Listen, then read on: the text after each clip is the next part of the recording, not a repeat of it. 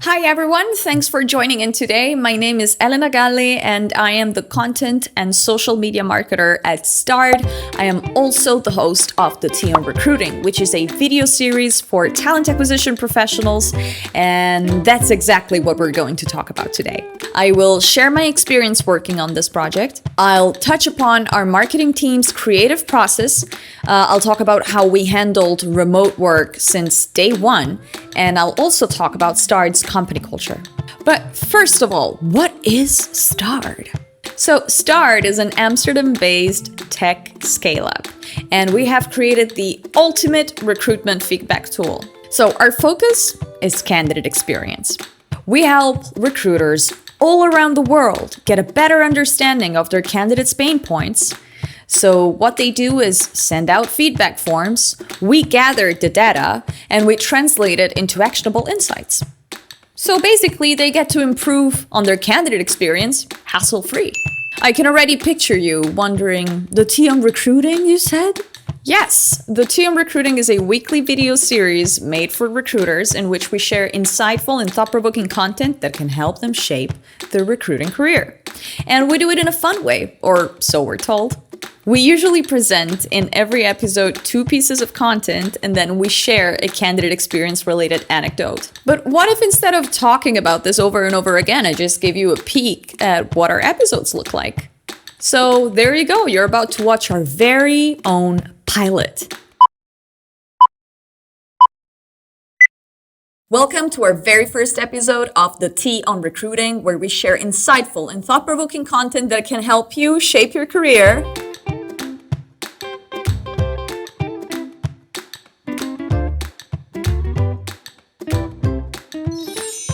Why did we call it The Tea on Recruiting? Well, that's simple. The show is for recruiters like you, and I am obsessed with tea. Like, seriously, I can't stop.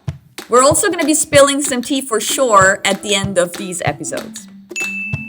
Watch Netflix? We know you do.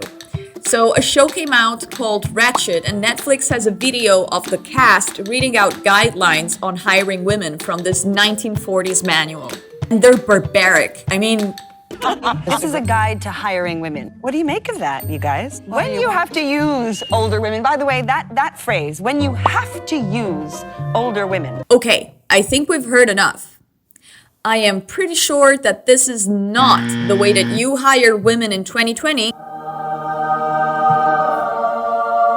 But there are plenty of minorities out there, and whereas we have certainly improved in candidate treatment over time, sadly, some businesses are still quite backward, and it might be that yours is too and you don't even know it. Imagine if the cast of Ratched had this conversation about your recruitment process. It would be humiliating, wouldn't it? How does your Glassdoor page look like? The reviews on it might not be from Sarah Paulson, but they're definitely out there for the world to read. Don't be sorry. Be better. So before we start, let me give you a fundamental piece of advice. Measure your candidate experience. You cannot fix what you don't know. Asking the right questions to your candidates through a respondent-friendly feedback tool, and then analyzing this data and deriving insight can actually make a difference in your career. And on to the second piece of content that we're going to share with you today. The article Why You Need a Social Media Recruiting Strategy and How to Make One is from December 2019, and yet it's never been as relevant as it is right now. The days we're living in are beyond bizarre. Coronavirus! Coronavirus! If social media was relevant before in order to show the world what your company culture is like, well, imagine the power of digital communication now that so many of us are working from home. You might say that you're slowing down your hiring process, but well, the applicants that you want are actually the top-notch type of talent that can turn things around when goes down. Why would you want top talent? Isn't it cheaper to hire average talent and then train them? Well, the answer is no. Netflix said that star performers are 2 times better than average at procedural work, and actually when it comes to creative and inventive work, they're fully 10 times better than average. McKinsey & Company estimated that high performers are 900% as productive as average performers in high complexity jobs. Okay, so you need a social media recruiting plan, but how do you create one? Well, we got you.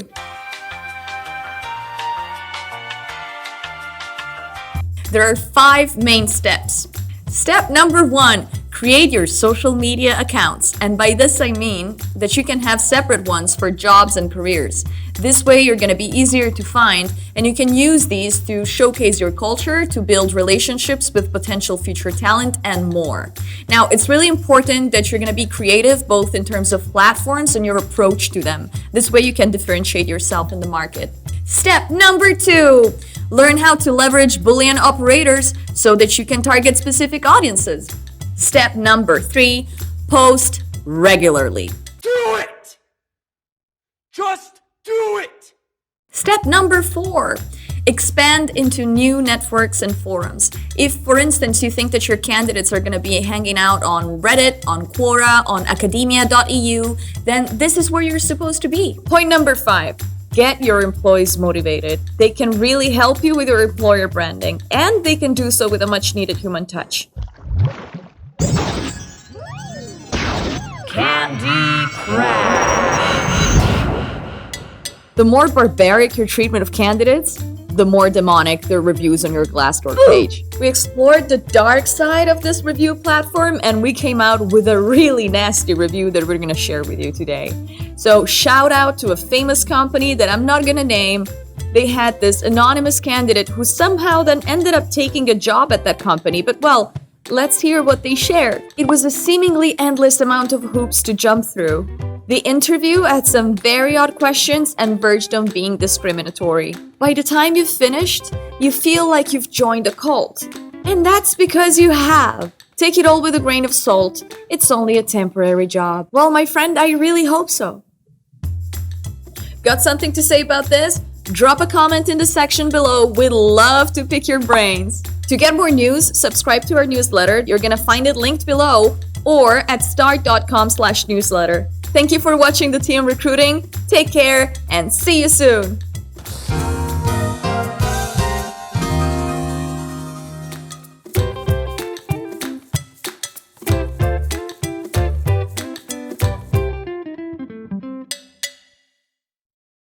I hope you liked it. We've come a long way since then, but it gives you a better idea of what I'm actually talking about. So how did we come up with this project, you ask? It all started with a challenge. We wanted to create content that recruiters would love and share, and we wanted to be able to release this content often. It didn't take long to take note of the fact that the content people usually like is either videos or memes these days, and it's short, and it's more emotional than it is rational. So in other words, we figured out that we needed to make recruitment content fun. We would release these videos weekly. They would be short, they would be educational, and they would be relevant for TA professionals. TA stands for talent acquisition. Our episodes would also be, at the very least, partially centered around candidate experience. They would have to trigger emotions and conversations, and they would have to cut through the noise. Now, that's easier said than done, but once we figured out this rough idea for the concept of the project, the wheels were in motion. We decided that we wanted to check if we could actually deliver quality content before announcing it to the rest of the company. And so we had to test equipment first. My manager, Ignacio Gallegos, whom we called Nacho, sent me a mic and I tested it with my MacBook's webcam. Let's say the webcam quality, not so good. But once we had that figured out, we knew we needed more equipment, but we couldn't opt for expensive equipment because, well, the project was still top secret. And that's when I realized that I actually had a DSLR lying around. So Nacho bought the rest. He sent me the soft boxes, a tripod, a special table with a stool, and a huge green screen. The missing ingredient, a pinch of insanity. That's when the madness started. So we had some sort of a demo, but we realized none of us actually knew how to edit video. That was interesting.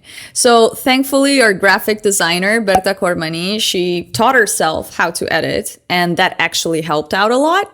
She sent over some edited videos, and Nacho had to bite his lip and let us run free.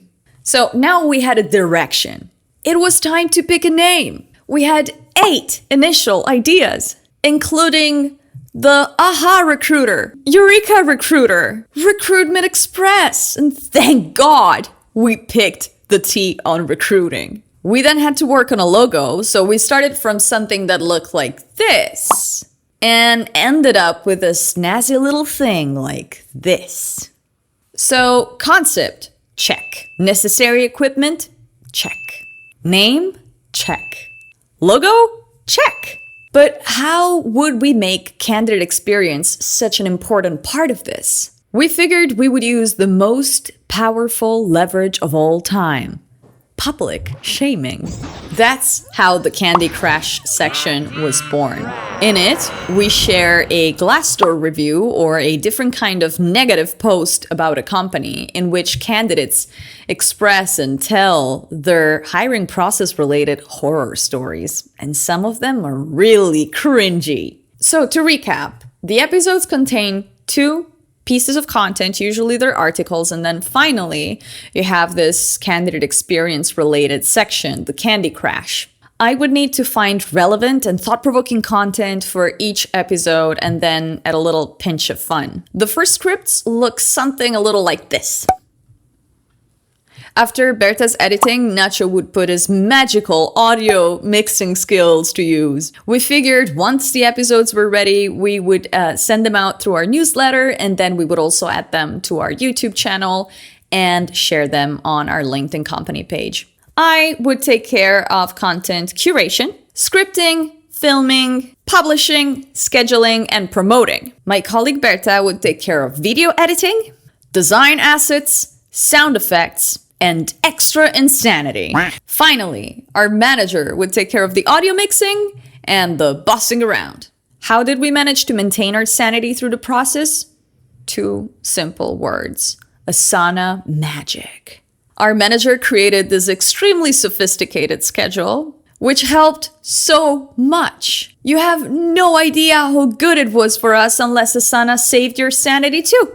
He also realized that it was better for us to already start working on it a few days a week instead of using a more dispersive approach, which would see us dedicate a few minutes here and there to the project in between tasks. In other words, we took it seriously enough from the very start that we would allocate time in our calendars to it as if it was another of our projects, like the newsletter or the social media posts we share.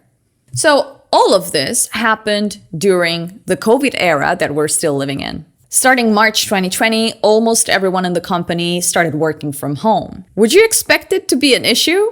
Because truly, being in a lockdown was a real blessing for this project.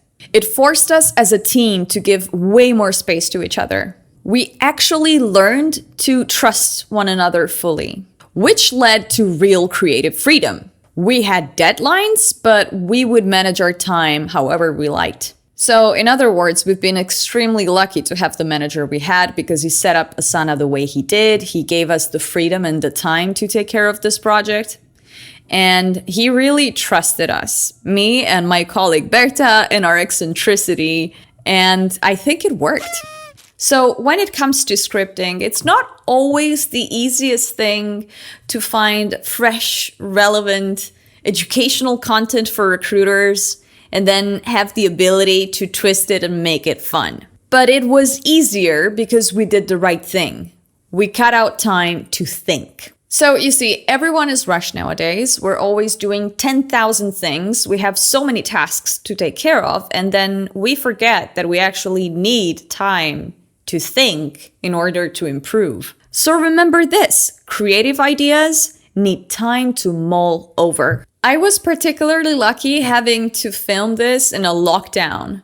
So see, I'd hosted a couple of webinars before for Start, and I'm usually extremely nervous on camera, but this time it was just the camera and me. The fact that I was filming alone meant that if anything had gone wrong, I was allowed a do-over, and then my colleague Berta would filter through the content before it was pushed out. And let me tell you, that woman has dealt with potentially hours upon hours of high-quality bloopers that the world has not yet seen.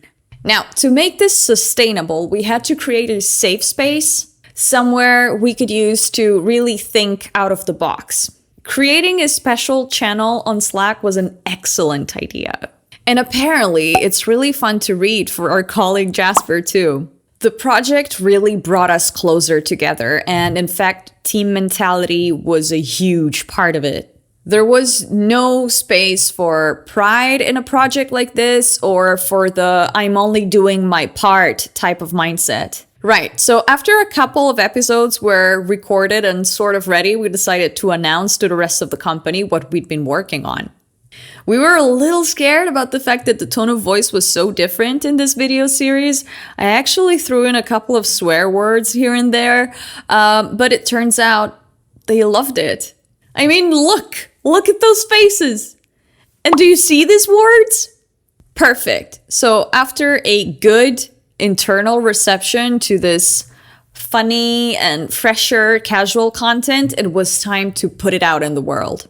So the goal was to increase awareness of the importance of candidate experience and make recruiters' lives smoother. They would come to know us and maybe eventually they would ask for a demo. And guess what? They do. We decided this would also be a good opportunity while we were at it to increase the number of our newsletter subscribers. So we thought we would send these episodes to the newsletter subscribers every Monday morning, and the rest of the people who had not subscribed to the newsletter would get it on Wednesday mornings. And that's exactly when we usually post the episodes on our LinkedIn company page, and we add it to our YouTube channel. Come November, we had recorded and edited enough content that we thought it was actually time to publish it. It was a quick process if you think about the fact that the very first demo we did was at the end of September 2020. Well, it worked. There was definitely an increase in newsletter subscribers thanks to this project. And the enthusiasm wasn't limited to internal reception. The outside world enjoyed it too. As the episodes came out, we started receiving lovely messages on LinkedIn. Some of these people have been following us since episode 1, and we really thank them for all their support and their energy. Our audience is so engaged that we have people reaching out with super fresh ideas on themes that we should touch upon or dive deeper into, which only improves the content, right? To keep it fresh, we also had a couple of specials, namely so far we had a Christmas special and a Valentine's Day special. The first one saw me singing All I Want for Christmas, and the second one had roses and candles in it, just to be extra. Throughout this process, we also definitely lived and breathed our company values. At Start, we have 5. Work smarter, building together, embrace and drive change, start with the human, and take ownership. Working smarter helped when we had to define the pace of this project. We thought if we would slow it down a tiny bit, then the quality would be higher. Also, thanks to our manager, we managed to find a very, very good way to schedule our tasks. Building together, we had to try and learn things we had never done before. So we went above our job description and we did it because we believe in the project. The team spirit abunds. Embrace and drive change, you say? Not only did we have changes in our workflow, but we also had a major change in tone of voice. We went from sort of informal and casual to a little funny and a little extra. When it came to start with the human, the team spirit was the magical ingredient. We truly care about one another in our team, and we help lighten each other's load, and we really motivate and support one another as well. Taking ownership, we learned a lot of new things, and we thought in terms of solutions, not in terms of problems. To wrap this up, has it been all sunshine and roses? Well, no. We had issues with the equipment. We had moments in which our drive space on Google was not enough. We had times in which I messed up the camera settings and I had to re-record some episodes. But all in all, despite all the hurdles that we had to overcome, we are so proud of it. And personally, I'm so happy I'm part of this process. It's been the most fun I've ever had at work. It's seen me grow exponentially since I had to test myself and, some sort of a new role, if you will. It increased my confidence not only as a content creator, but also as a person. Being on camera is not as scary as it used to be anymore. And it taught the entire team beautiful lessons when it came to trust and time management, nurturing creativity, and more. One of our most loyal viewers actually told us something about the format that we're using. So nowadays it's harder for people to focus on things. We're all extremely busy and our attention spans are like shortening. So sometimes we consider ourselves a little too busy to read a full article that's a bit serious in a theme. But the fact that these episodes are short, because they're 5 minutes each, more or less, and that they're so engaging and fun makes it easier for people to just sit down, watch, and actually learn. So my advice to you would be to test the waters, to figure out if there is a way for you to be unique in your communication and to make sure that you engage with your audience. And if it comes to working remotely, it shouldn't be so terrifying. There are tools that really help, namely Slack and Asana did it for us. Google Drive helped too. And even if you don't go ahead with the project, you're still going to learn such valuable lessons that are going to stick with you and the rest of your team. One last thing, stay humble. So I think it's extremely important when trying out something new like this to have positive feedback and encouragement, because it helps you stay motivated. But ultimately, it's the negative feedback that helps you see what your weaknesses are so that you can fix them and improve, because that's what we want, right? To create really high quality content. I hope you liked this talk. I would love for you to connect with me. I am Elena Galli. You can also find me on LinkedIn at /Elena Claudia Galli. You're more than welcome to follow Start on our LinkedIn page and subscribe to our YouTube channel, and maybe even better, subscribe to our newsletter. You'll find it at start.com/newsletter. Have a wonderful day and thanks for showing up.